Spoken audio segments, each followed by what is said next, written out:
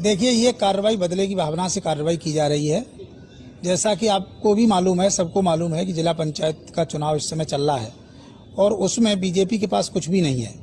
2 member ये जीते हैं। समाजवादी पार्टी ने हमारी पत्नी को जिला पंचायत का प्रत्याशी बनाया है और पूरे बहुमत के साथ हम लोग पूरी बहुमत में हैं। लेकिन हमारा उत्पीड़न करके, हमारे साथ हमें प्रताड़ित करके और हमारा नहीं कहना चाहिए कि मानसिक उत्पीड़न भी कर रहे हैं। ये हमारी ज़मीनों को रोज़ लगातार खंगाला जा रहा है। रोज़ बदले की भावना से कार्रवाई करने के लिए ये कुछ न कुछ अपना षड्यंत्र रचते हैं। 2 आदेश, स्थगन आदेश हैं। जिस आज ज़मीन को हमारे को जो मार्केट को तोड़ा है, उसमें सीनियर डिवीज़न एटा और माननीय उच्च न्यायालय इलाहाबाद खंडपीठ के 2 स्थगन आदेश हैं। इसके बाद जिस तरह से लोकतंत्र की आज हत्या हुई है, ये जिलाधिकारी महोदय एटा वाले, इन्होंने न हाई कोर्ट के आदेश को माना है, न इन्होंने डिस्ट्रिक्ट कोर्ट के आदेश को माना है। लगातार इनको आदेश देते रहे, परंतु इन्होंने उन आदेशों को कतई नहीं माना और ये कहा कि हाई कोर्ट के आदेश हमारे सामने तुच्छ हैं। तो मैं समझता हूं कि अगर कोई उत्पीड़न होता है तो हम लोगों के पास कोर्ट ही बचता है, और अगर ये अधिकारी कोर्ट का आदेश भी नहीं मानेंगे तो मैं समझता हूं कि इस समय पूरी तरह हिटलरशाही मौजूद है और आगे ये जिला पंचायत के चुनाव से हमें वंचित करना चाहते हैं। इसीलिए ये हमारा उत्पीड़न कर रहे हैं। लेकिन उनको ये याद रखना चाहिए कि इन उत्पीड़नों से मैं और मजबूत हूँगा, कतई झुकने वाला नहीं, कतई दबने वाला नहीं। चाहे सारी संपत्ति तोड़वा दें, चाहे कुछ भी करें, लेकिन जिला पंचायत में वो मौकी खाएंगे।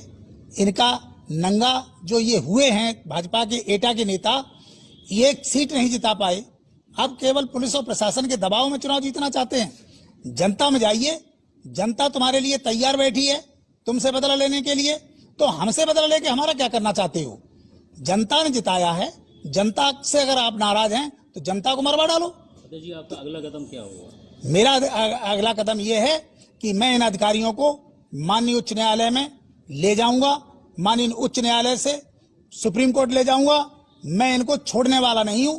लड़ाई आर पार होगी, चाहे अंजाम कुछ भी हो। जो प्रशासन आपकी मार्केट को तोड़ने पहुंचा है, क्या मामला है पूरा? देखिए, ये मार्केट जो है हमारा बना हुआ है और हमारी जमीन में बना हुआ है, उसमें कोई भी अनलीगलिटी नहीं है।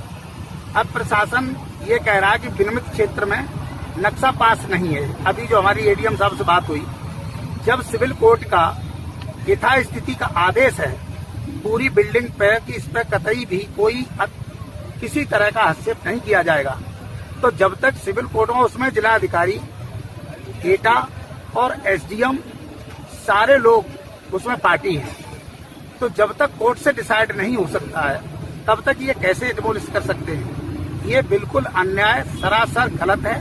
और ये केवल दबाव इसलिए बना रहे हैं कि ये जो है, मैं समझता हूं जहां तक कि जिला पंचायत अध्यक्ष की हमारी पत्नी कैंडिडेट हैं और उसमें जो है ये दबाव बना रहे हैं कि ये तोड़ा जाए।